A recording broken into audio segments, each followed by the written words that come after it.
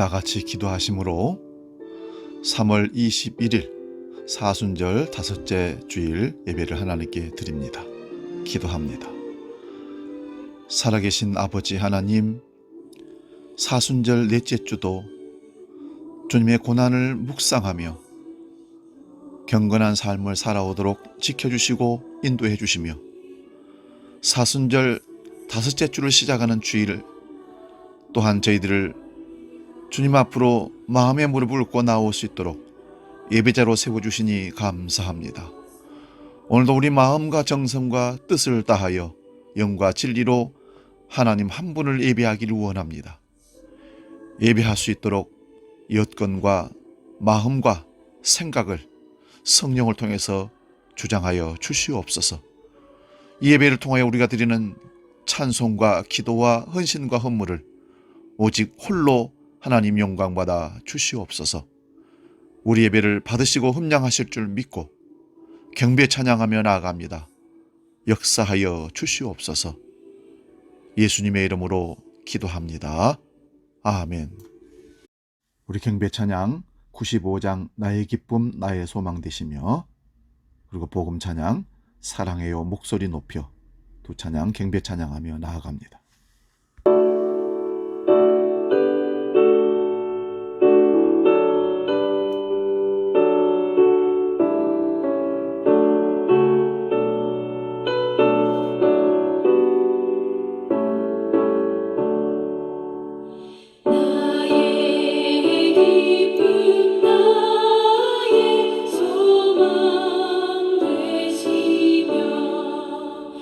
나의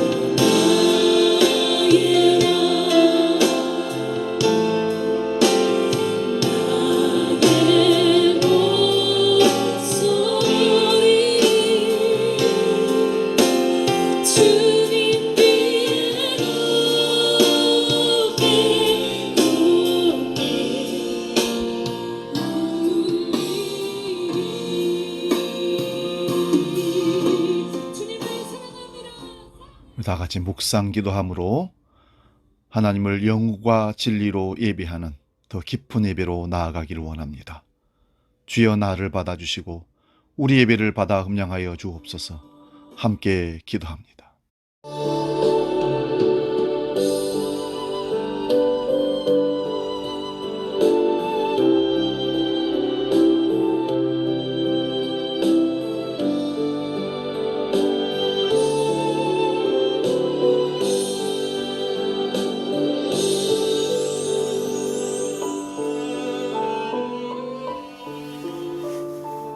사랑하는 자들아, 우리가 서로 사랑하자. 사랑은 하나님께 속한 것이니 사랑하는 자마다 하나님께로서 나서 하나님을 알고 사랑하지 아니하는 자는 하나님을 알지 못하나니 이는 하나님은 사랑이심이니라. 아멘. 은혜가 풍성하신 아버지 하나님, 사순절 다섯째 주일 새로운 마음과 결단으로 하나님 앞에 나아가 예배합니다. 얼어붙었던 대지가 따뜻한 햇볕으로 녹듯이 저희들의 얼어붙은 마음도 믿음도 그리스도의 사랑으로 변화를 받게 해 주옵소서.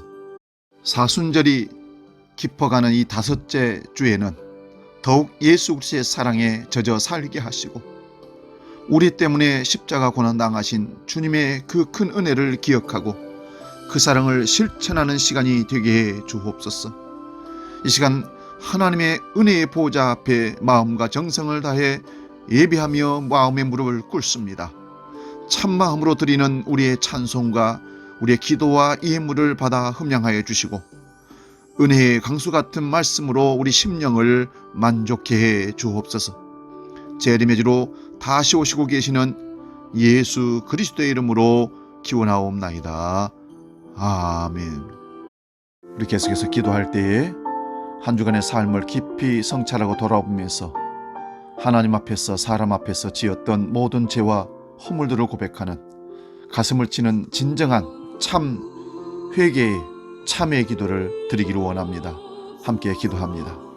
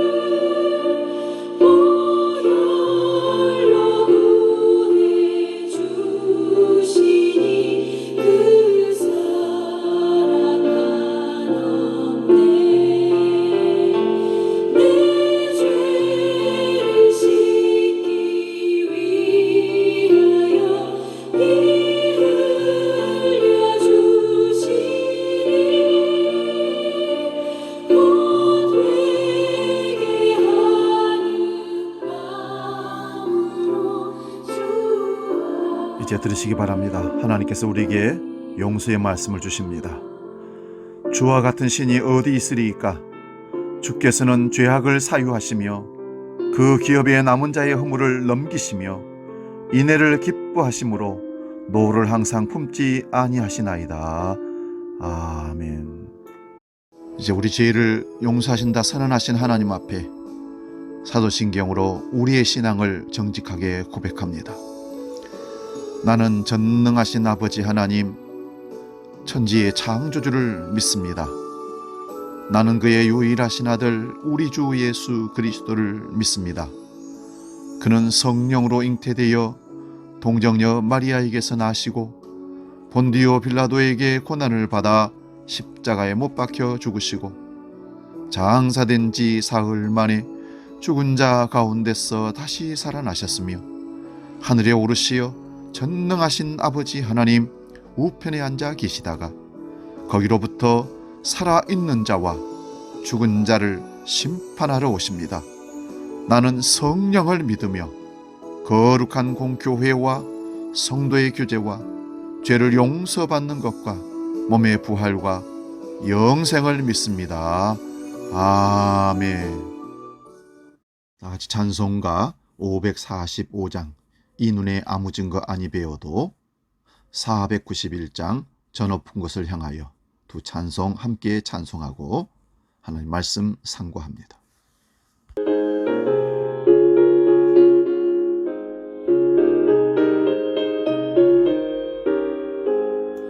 이 눈에 아무 증거 아니 되어도 믿음만을 가지고 선을 걸으며 이 귀에 아무 소리 아니 들려도 하나님의 약속 위에 서리라.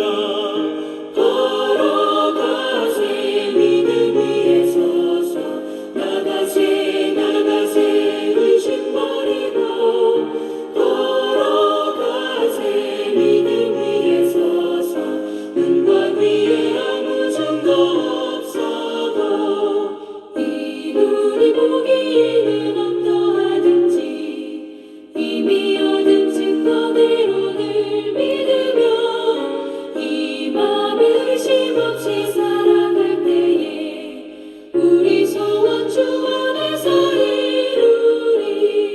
걸어가세 믿음 위에 서서 나가세 나가세 의심 버리고 걸어가세 믿음 위에 서서 눈과 귀에 아무 증거 없어도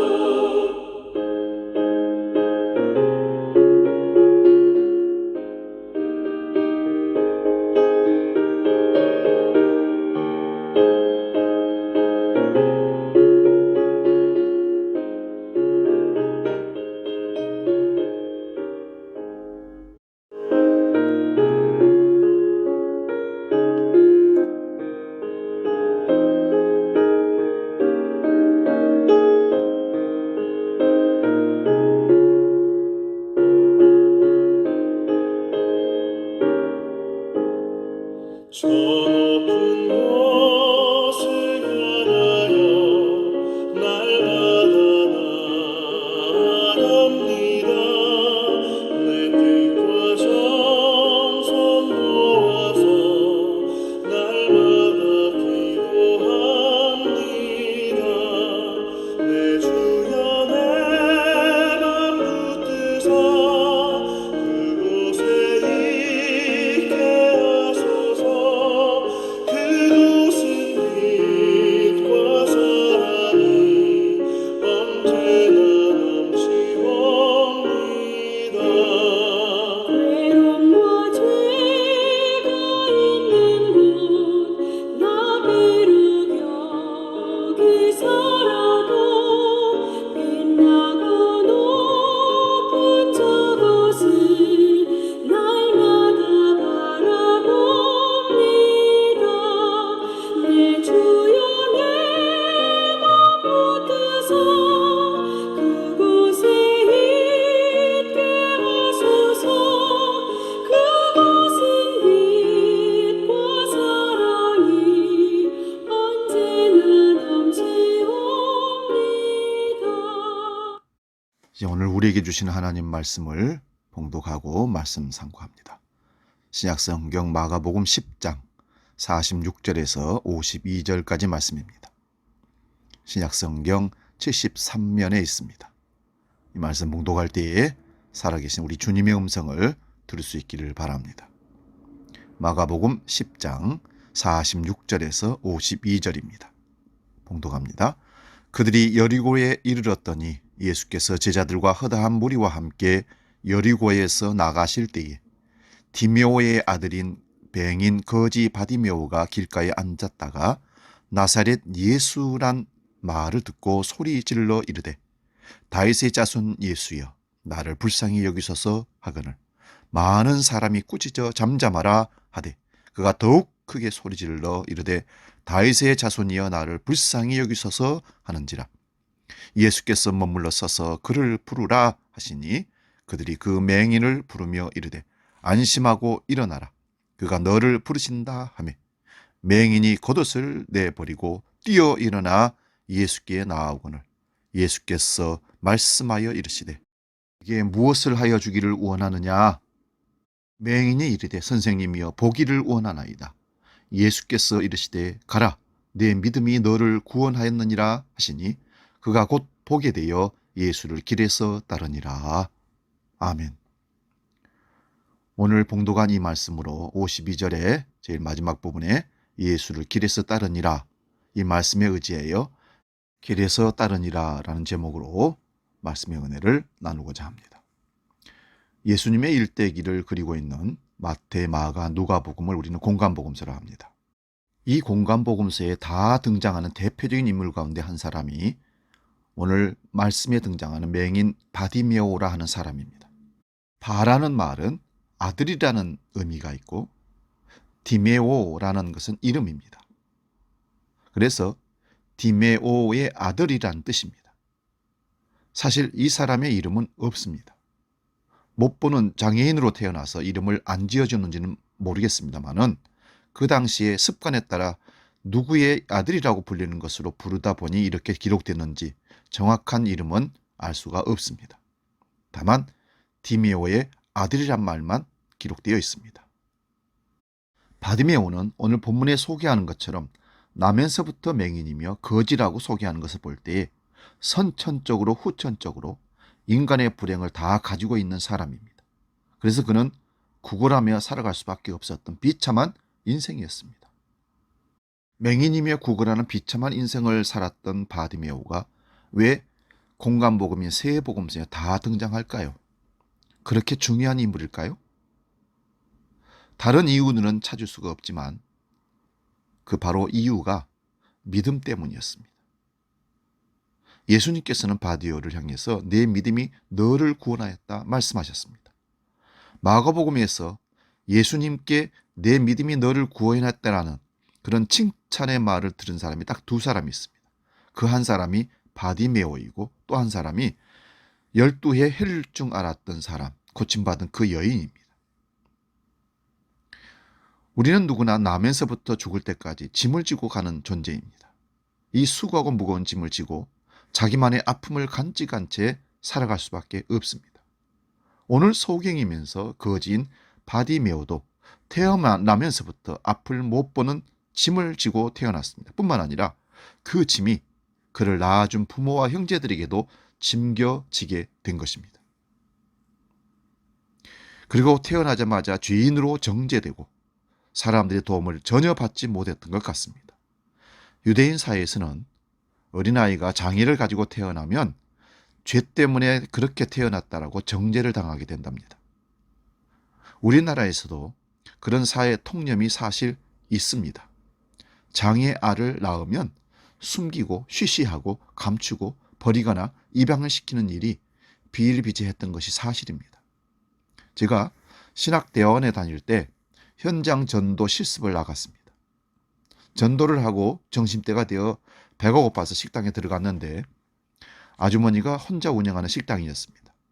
동료 전도사님들과 함께 식사를 주문하고 기다리는데 어디선가 아기가 막 우는 겁니다. 그래서 아기를 달래줄 요량으로 있는 곳을 찾아가 봤더니 방이 있어서 문을 열어보니까 아마 서너 살쯤 되었던 아이인데 누워서 울고 있는 겁니다. 그래서 달랜다고 안으려고 하니까 식당 아주머니가 달려오더니 가만두라고.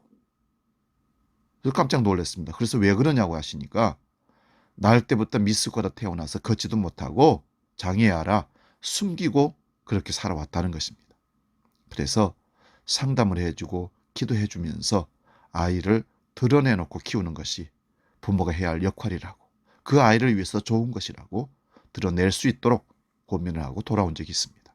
이것처럼 장애를 가지고 태어난 아이를 부모들은 죄 때문에 벌받아서 뭔가 다른 이유를 사람들을 통해서 조롱을 받기 때문에 그걸 감추고 살 수밖에 없었다는 그런 얘기입니다. 요한복음 9장 1절에서 3절에도 보면 예수님께서 제자들과 길을 가시게 됩니다. 그때 길거리에서 아마 소경인 장애인이 구걸하는 것을 보면서 제자들이 예수님께 이렇게 묻습니다. 라삐여, 이 사람이 맹인이로 난 것이 누구의 죄로 인함이니까? 자기의 죄 때문입니까? 아니면 그의 부모 죄 때문입니까? 유대인들은 이렇게 장애로 태어난 아이를 보면, 사람을 보면 부모의 죄나 자기의 죄로 정죄를 해버린다는 것입니다. 그래서 장애인은 죄를 짓는 것과 상관없이 죄인이 되어 살다 보니 사회에서 인정받을 수도 없고 직업을 갖는 건 더 어려웠을 것입니다. 거기다가 소경이니까 소외당할 수밖에 없었고 그러다 보니 구걸하는 생활을 할 수밖에 없었습니다. 그러던 어느 날 예수님께서 그의 제자들과 그에 따르는 수많은 사람들과 함께 여리고를 방문했다가 여리고 성에서 나가시는 길에 있었습니다. 그때 그 길에 아마 소경 바디메오가 앉아 있었던 것 같습니다. 바디메오는 사람들의 웅성거리는 소리를 듣게 됩니다. 웬일일까? 무슨 일이 있을까? 그때 자세하게 들려오는 얘기가 있었습니다. 나사렛 예수가 지나간다는 얘기입니다. 그러자 바디메오는 반사적으로 소리를 지르기 시작합니다. 오늘 보면 47절 말씀입니다. 나사렛 예수시란 말을 듣고 소리질러 이르되 다윗의 자손 예수여 나를 불쌍히 여기소서 하거늘. 바디메오가 예수님이라는 소리를 듣고 예수님을 향하여 소리를 질러 외쳐 불렀다라고 하는 이 사실은 나사렛 예수가 어떤 분인지 이미 바디메오가 들어서 알고 있었다는 것이 전제됩니다. 왜냐하면 예수님에 대해서 한 번도 들어보지 못했다면 나사렛 예수님이 지나가고 계신다는 이야기를 듣고 그가 예수님을 향해서 자기를 불쌍히 여겨달라고 소리칠 이유가 없었을 것입니다. 성경이 기록하고 있지 않기 때문에 정확히는 알 수는 없지만 아마도 바디메오는 이전에 예수님에 관한 소문을 듣고 그가 능력자인 것을 도 알고 있었던 것 같습니다. 그분이 행한 수많은 치유 이적, 그 밖에 여러 이적들과 천국의 복음들, 이런 이야기에 대해서 그는 분명히 들었을 것입니다. 어쩌면 그 소식을 들었을 때 소경이며 구걸하며 살아왔던 그는 당장이라도 예수님 만나고 싶어서 뛰어가고 싶었을 것입니다. 그러나 앞을 보지 못하는 그를 도와줄 사람은 아무도 없었습니다. 그렇지만 그가 주님께로 다가갈 수는 없었지만 그는 나사렛 예수에 관한 소문을 한 귀로 듣고 한 귀로 흘려보내지 않았습니다. 마음에 새겨두었습니다. 마음에 품고 있었습니다. 그리고 마침내 자기 근거리에 그가 사모하고 마음에 숨겨두었던, 품고 있었던 그분인 나사렛 예수가 지나간다는 소식을 듣자마자 나를 불쌍히 여겨달라고 예수님을 향해서 소리쳤던 것입니다. 46절 47절을 다시 한번 읽어보겠습니다.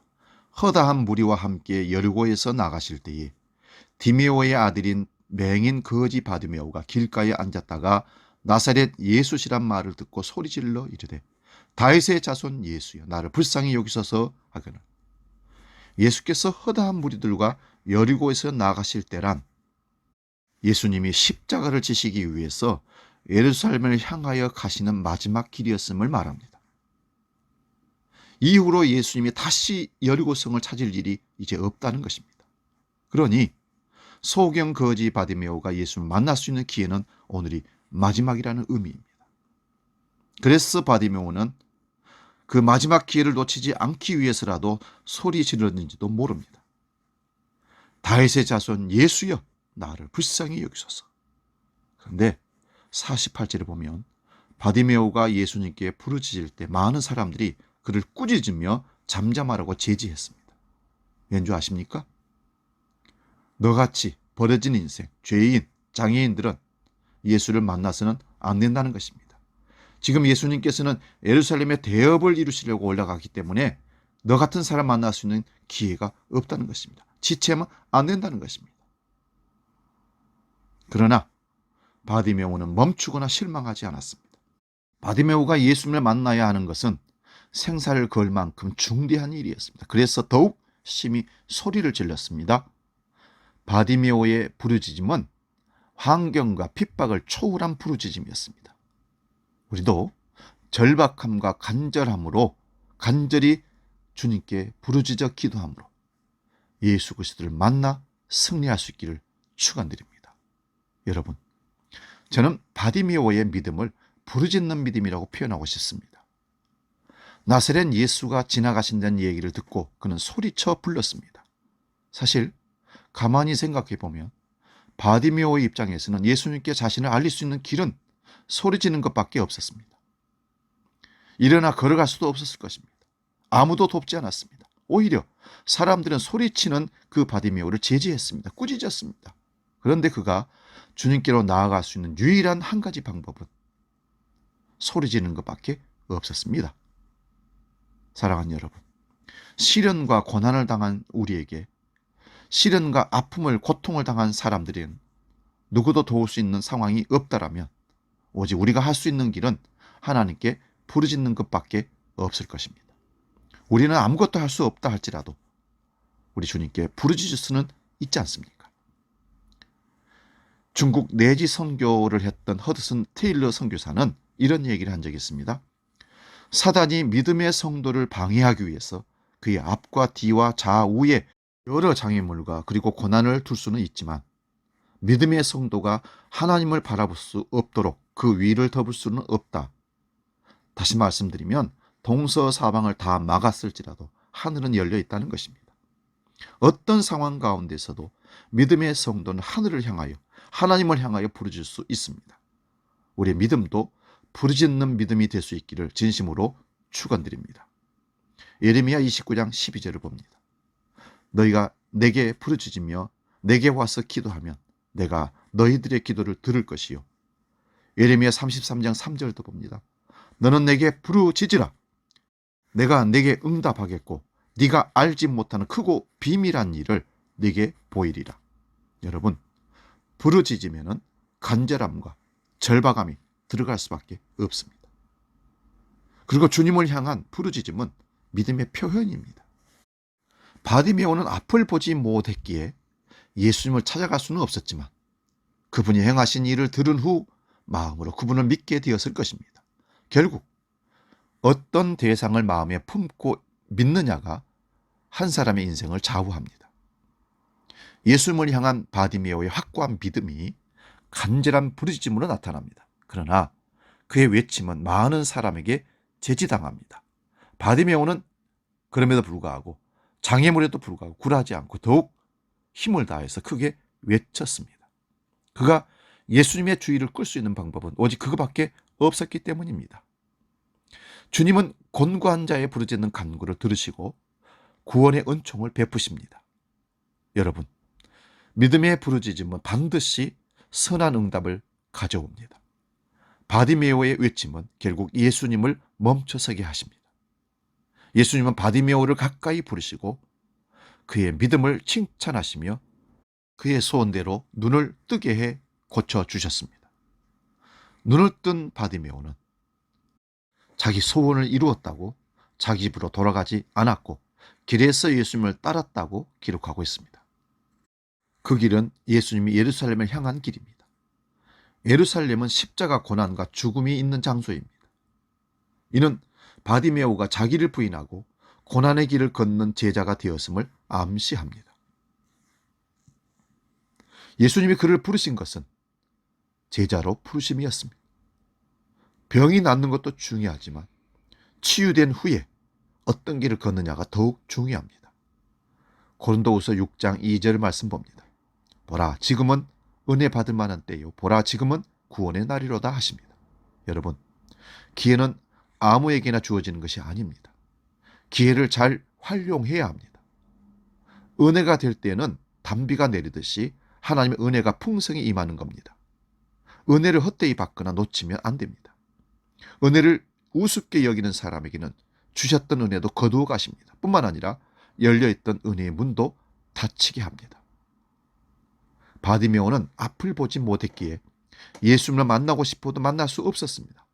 소경 거지 바디메오가 은혜의 기회를 놓쳤더라면 평생을 그렇게 살아야 했을 것입니다. 왜 사람들이 하나님을 찾지 않습니까? 몰랐어도 그렇지만 알고도 찾지 않는 사람들이 참 많습니다. 이유는 하나님께서 은혜를 누릴 수 있는, 하나님 만날 수 있는 기회를 그들에게 주지 않았기 때문입니다. 하나님의 전능함을 알고 믿는 사람은 복 있는 사람입니다. 예수를 만나고 그분의 말씀이 믿어지는 사람들은 복된 사람들입니다. 이건 선물입니다. 우리의 도움이 어디서 옵니까? 하나님에게서라고 시편 기자는 고백합니다.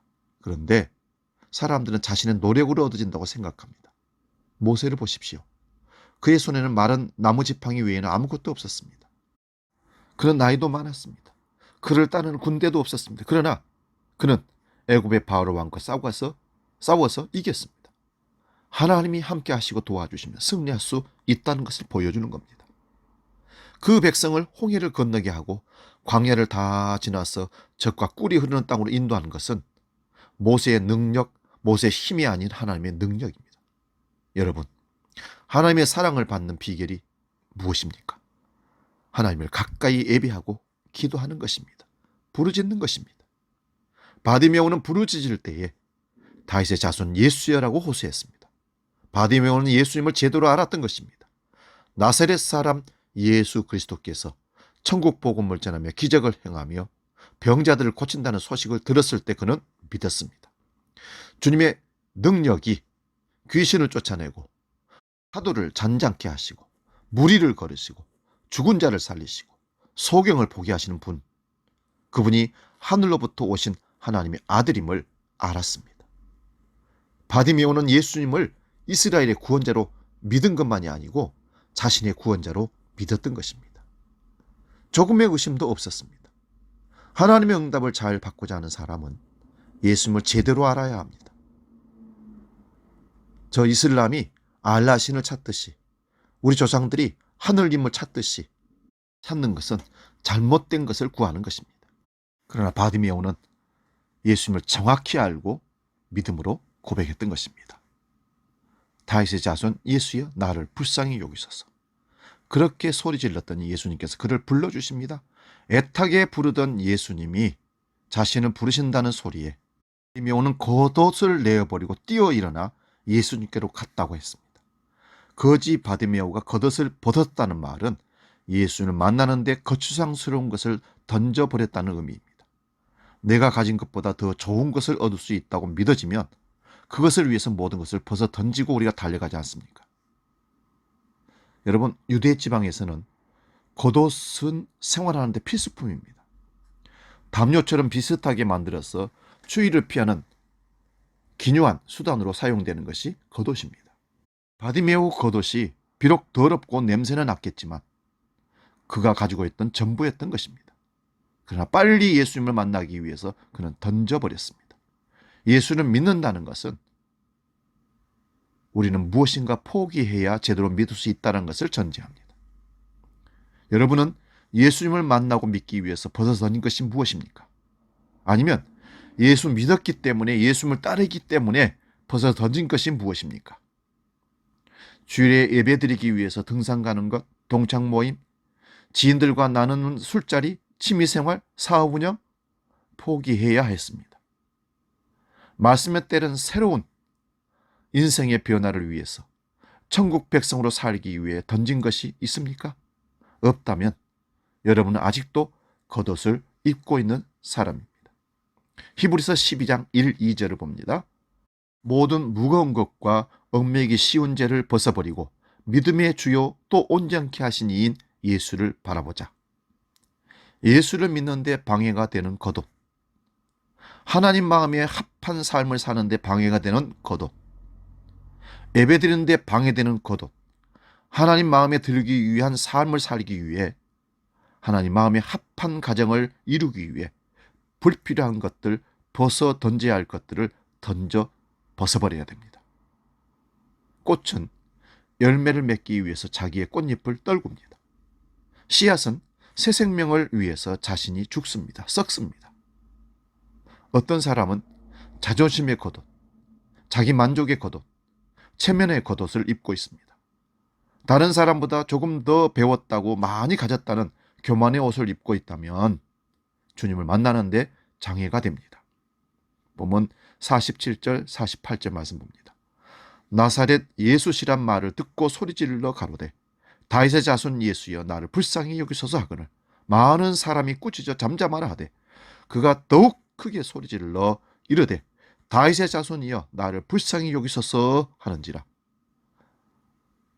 마음이 가난한 자는 복이 있나니 천국이 저희 것임이라. 산상수훈에서 예수님이 첫 번째 복을 선언할 때 말씀하셨습니다. 여러분, 무엇이 바디메오에게 그런 확신에 찬 믿음을 심어준 것일까요?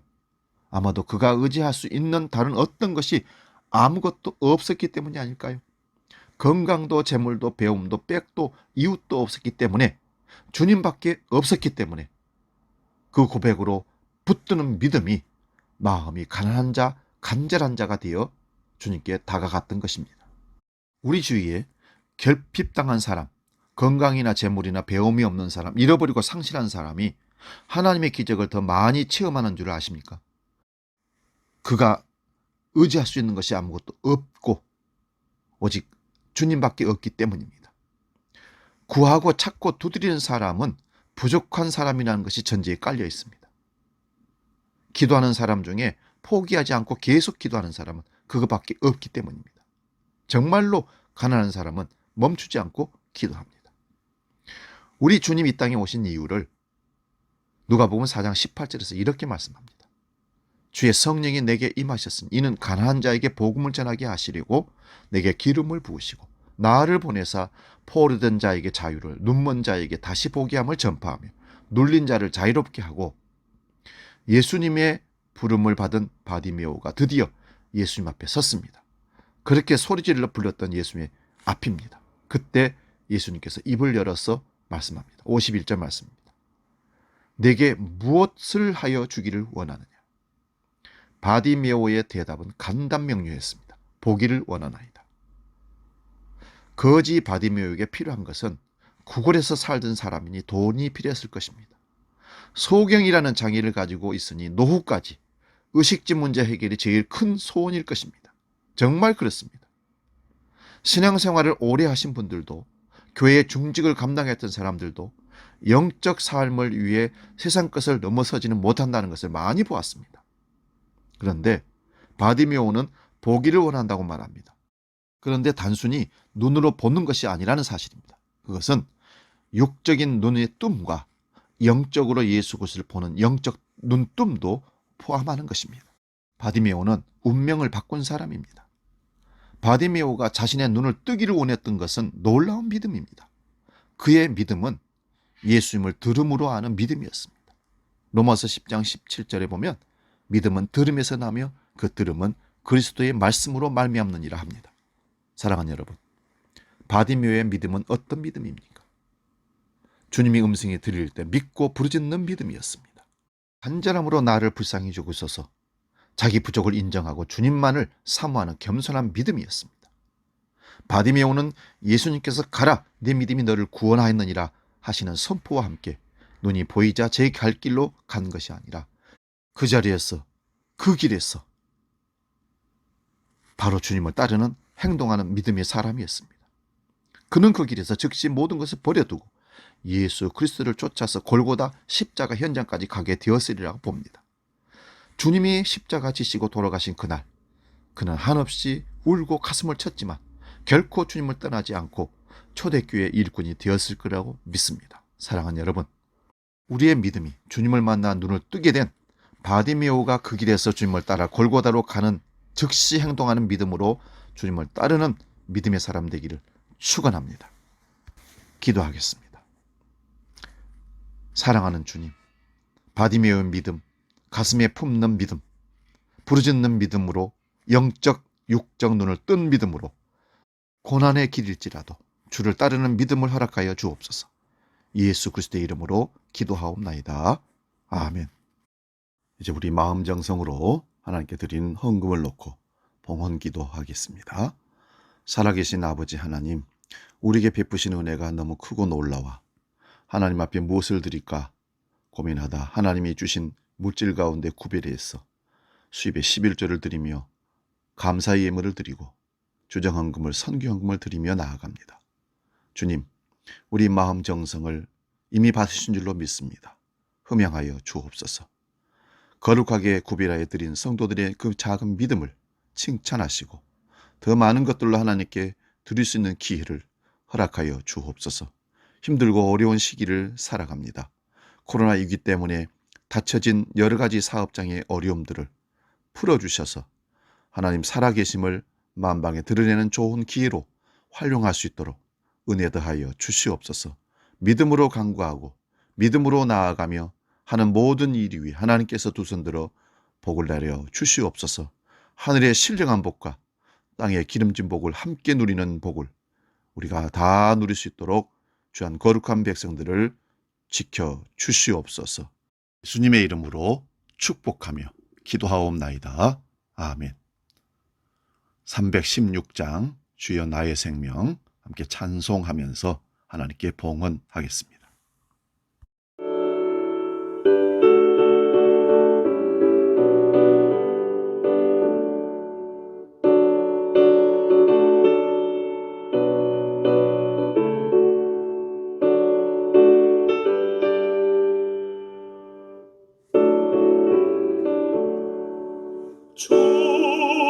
주여 나의 생명 나의 정성 드립니다. 이 작은 나의 생명 나의 정성 다해 주님만을 위하여서 살기 원하오니 주여 잡아주소서 나를 잡으소서 주님만을 위하여 살게 하소서. 불같은 성령으로 충만케 하옵소서. 환난이 와도 핍박이 와도 주님만 위해 살게 하소서. 이어서 교회 생활 소식 안내합니다. 주보를 참고하시기 바랍니다. 오늘 예배 후에 본당에서 여전도회 원래의 3월 모임 갖습니다. 다음 주에는 남선교회가 모입니다. 다음 주일은 3월 마지막 주고 종료주일로 지킵니다. 예수님의 십자가 고난의 길을 묵상하는 고난주간의 시작인 종료주일 성찬의식이 준비되겠습니다. 사순절 한 끼 금식기도 계속해서 진행되고 있습니다. 금식하시고 1만 원로 헌금해 주시면 이웃에게 전달하는 시간 갖겠습니다. 환우들이 계속 생겨납니다. 우리 홍일군 권사님, 김영상 집사님, 이상철 집사님, 김형걸 집사님, 또 우리 고정인 권사님, 우리 서경님 집사님, 다리와 또 팔이 골절, 여러 가지 힘들고 어려운 부분들이 참 많습니다. 여러분 기도해 주시고 회복의 은총이 빨리 일어날 수 있도록 역사해달라고 중보 부탁합니다.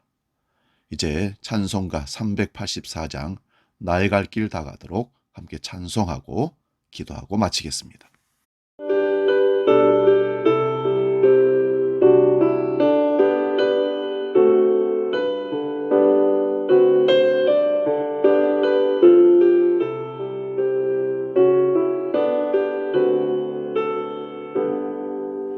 나의 갈 길 다가도록 예수 인도하시니 내 주 안에 있는 구별 어찌 의심하리요. 믿음으로 사는 자는 하늘 위로 가겠네. 무슨 일을 만나든지 만사 형통하리라.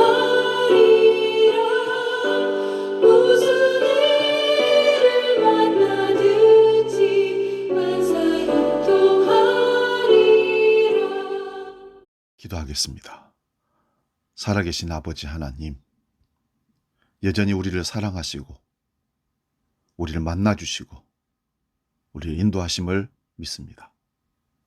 어떠한 순간에서도 결코 믿음을 버리는 일이 없게 하시고 주님을 제대로 알고 믿고 신앙 고백하며 주님의 말씀이 떨어질 때, 들려올 때 바로 즉시 순종할 수 있는 바디메오와 같은 행동하는 신앙으로 주님을 따라가는 우리 모두가 될 수 있도록 역사하여 주시옵소서.